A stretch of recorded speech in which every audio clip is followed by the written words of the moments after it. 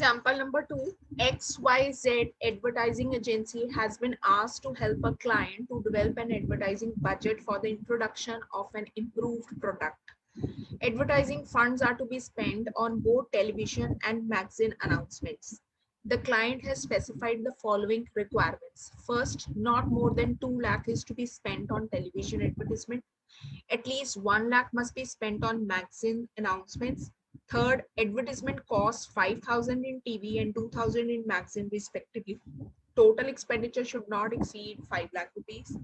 From prior marketing research studies, the agency has determined that 300 people are exposed to message for each rupee spent on television and 200 people are exposed to message for each rupee spent on magazine. Determine the amount to be spent on television and magazine advertisement to maximize the total number of people exposed to new product announcements. Only prepare LP model and do not solve. सबसे पहले तो हम ये समझते हैं कि LPP का usage देखो, एडवर्टाइजमेंट एजेंसीज एडवर्टाइजमेंट सेक्टर में बहुत ज्यादा यूज हो रहा है. Let's suppose I am a client और मैं एक एडवर्टाइजमेंट एजेंसी के पास जाती हूँ. ठीक है, मैं एज अ क्लाइंट मतलब मैं अपने प्रोडक्ट की मार्केटिंग करना चाहती हूँ, तो या तो मैं उसकी एड टीवी पे दूंगी या मैगजीन में दूंगी. तो वो एड देने के लिए मुझे एडवर्टाइजमेंट एजेंसी के पास जाना पड़ेगा. तो मैं वो हमसे पूछेंगे जी बताओ आपका बजट क्या है, आप कितना पैसा टीवी कमर्शियल पे खर्चना चाहते हो, कितना पैसा आप मैगजीन पे खर्चना चाहते हो. उसके बाद हम डिसाइड करेंगे कि किस तरह से आपकी ये पूरी स्ट्रैटेजी तैयार करनी है. तो मैंने उनको कंडीशंस बताई. मैंने कहा जी टीवी एडवर्टाइजमेंट पे 2 लाख खर्चने, इससे ज्यादा नहीं, नॉट मोर देन. तो there is a very important distinction. यहाँ पे मैं कह रही हूँ not more than to be 2 lakh से ज्यादा बिल्कुल भी नहीं खर्चने टीवी एडवर्टाइजमेंट में. सेकंड कंडीशन मैंने लगाई, मैगजीन पे मैगजीन अनाउंसमेंट में कम से कम, एटलीस्ट मींस कम से कम 1 लाख रुपया खर्चना है, उससे ज्यादा आप कर सकते हो. और मेरा जो टोटल बजट है एडवर्टाइजमेंट का वो 5 लाख है. सो जब मैंने कंडीशन लगाई 2 लाख रुपया टीवी से ज्यादा नहीं खर्चना, तो बाकी जो बचा 3 लाख में से कम आप मैगजीन पे खर्च सकते हो. उसके अलावा विल सी, है ना, एक मिनिमम कंडीशन लगा दी. इसके अलावा मुझे क्या बताया क्लाइंट को टीवी एडवर्टाइजमेंट एजेंसी ने कि आप अगर टीवी पे खर्चा करते हो तो कम से कम खर्चा आएगा 5,000 का, और मैगजीन पे अगर करते हो तो 2,000 का खर्चा आएगा. साथ ही उन्होंने बताया कि टीवी पे एडवर्टाइजमेंट करने से 300 लोग तक आप पहुंच सकते हो, मैक्सिमम कवरेज हो सकती है, लेकिन मैगजीन से आप सिर्फ 200 पीपल तक पहुंच सकते हो. तो हम ये LPP बनाकर इसको एक बारी चेक करेंगे कि क्या ये जो हमने सोची है कि एडवर्टाइजमेंट स्ट्रैटेजी वो सक्सेसफुल होगी कि नहीं होगी. तो पहला यूजेज तो आपके सामने है कि एडवर्टाइजमेंट सेक्टर में बहुत ज्यादा LPP यूज हो रही है. तो हम ये इक्वेशन कैसे बनाएंगे, यहाँ पे क्लियरली ये वर्ड आया था maximise the total number of people. तो मैक्सिमाइजेशन का केस है, maximise Z is equal to हमारा ऑब्जेक्टिव, हमारा पर्पस ये आइडेंटिफाई करना है. हमारा मेन ऑब्जेक्टिव है लोगों तक, एडवर्टाइजमेंट का मेन पर्पस लोगों तक पहुंचना है. तो 300 लोगों तक हम पहुंच सकते हैं अगर हम टीवी यूज करेंगे, टीवी एडवर्टाइजमेंट यूज करेंगे. Let TV advertisement be X1 and magazine advertisement be X2.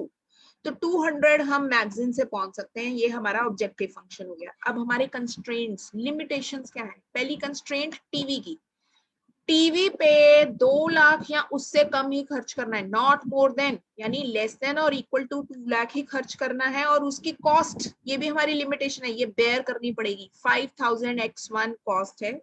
दूसरी कंस्ट्रेंट हमारी मैगजीन की कॉस्ट है, वो कॉस्ट है 2,000, और ये कॉस्ट हमें 1 लाख या उससे ज्यादा का खर्चा कर सकते हैं. इसीलिए साइन आया ग्रेटर देन और इक्वल टू, क्योंकि कंडीशन क्या है, एटलीस्ट, कम से कम या उससे ज्यादा भी हो सकता है. तो टोटल खर्चा, ये तो हमारी इंडिविजुअल खर्चे हो गए. टोटल खर्चा हमारा कितना आएगा, 5,000 टीवी पे, 2,000 मैगजीन पे, और ये टोटल खर्चा हमारा 5 लाख से कम होना चाहिए. तो लेस देन और equal to 5 lakh. Next, non negative assumption, या तो जीरो यानी एडवर्टाइजमेंट करी ही नहीं, अगर करेंगे तो उससे ज्यादा रिजल्ट होगा, यानी जीरो से ज्यादा रिजल्ट होगा, ये नेगेटिव रिजल्ट नहीं हो सकता. तो हमारी लास्ट असम्पशन नॉन नेगेटिविटी की आती है.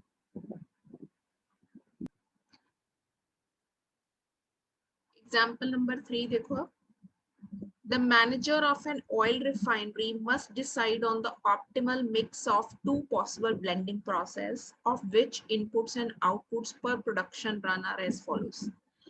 अगर वो पहला प्रोडक्शन प्रोसेस यूज करता है तो उसको जो इनपुट्स चाहिए, रॉ मटेरियल चाहिए, वो क्रूड ए इतना चाहिए, क्रूड ऑयल बी इतना चाहिए, फिर आउटपुट प्रोड्यूस होगी गैसोलीन एक्स इतनी एंड गैसोलीन वाई इतनी। लेकिन अगर वो प्रोसेस 2 चलाता है तो उसको रॉ मटेरियल चाहिए क्रूड ए 5, क्रूड बी 6 और आउटपुट मिलेगा 5 kg of gasoline X and 5 kg of gasoline Y. Maximum availability उसके पास रॉ मटेरियल क्रूड ए की है 250 और क्रूड बी की है 200। तो ये उसकी रिस्ट्रिक्शंस हैं, कंस्ट्रेंट्स हैं। Market requirement shows that at least 150 of gasoline X and 130 of the gasoline Y must be produced. ये मार्केट की सिचुएशन देख रहा है कि उसको कम से कम कितना प्रोडक्शन करना पड़ेगा अगर उसने मार्केट में माल को बेचना है। The profit for the process 1 is 40 and for the process 2 is 50. Formulate the LPP. So this is another usage of LPP कि ऑयल कंपनीज में ये बहुत ज्यादा, रिफाइनरीज में ये टेक्निक यूज हो रही है। तो सबसे पहले आपने क्या करा कि क्योंकि यहाँ पे कंस्ट्रेंट्स काफी बनेंगे, कंस्ट्रेंट्स पहले क्रूड ऑयल के कंस्ट्रेंट बनेंगे। क्रूड ऑयल दो तरह के हैं, crude A and crude B.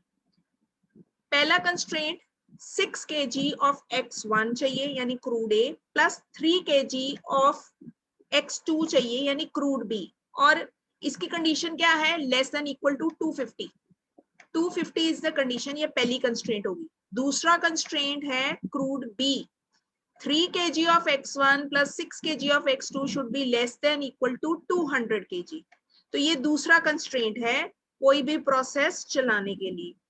अब ये प्रोडक्शन वो करेंगे आफ्टर कंसिडरिंग कि मार्केट में डिमांड कितनी है। मार्केट में उनको कितना चाहिए, 150 ऑफ गैसोलीन चाहिए, यानी गैसोलीन अगर वो प्रोड्यूस करेंगे तो 6 kg X1 प्रोड्यूस करना पड़ेगा एंड 5 kg उनको X2 प्रोड्यूस करना पड़ेगा। तो टोटल गैसोलीन प्रोडक्शन उनकी कितनी होनी चाहिए, एटलीस्ट मतलब 150 या उससे ज्यादा, तो ग्रेटर देन का साइन आया।